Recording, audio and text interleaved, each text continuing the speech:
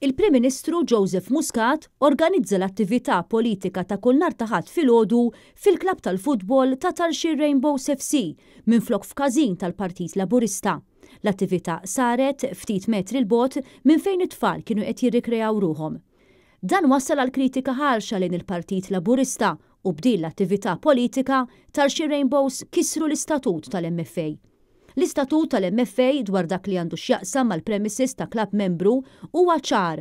L-ebda attività politika ta' kull xorta m'għandha tkun permessa mill-Kumitat ta' Klabb Membru la fil-bini tal-klabb u lanqas fl-infrastruttura tat-taħriġ tal-klabb. Iżda minkejja dan ir-riskju għal Tarxin, Joseph Muscat il-Ħadd filgħodu għamel l-attività politika tal-Partit Laburista b'diskors partiġjan fis-sala ta' Tarxin Rainbows. Wara din l-istorja r-reazzjoni tal-Partit Laburista kienet li jivvinta li l-Partit Nazzjonalista għamel l-istess ħaġa fis-sala ta' Tarxin Rainbows.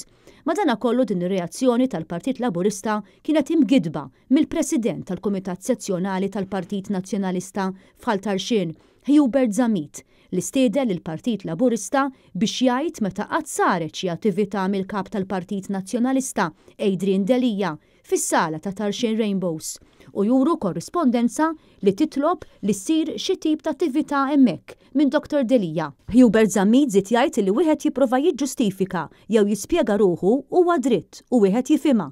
Iżda li tikdeb biex tagħmel hekk huwa inaċċettabbli.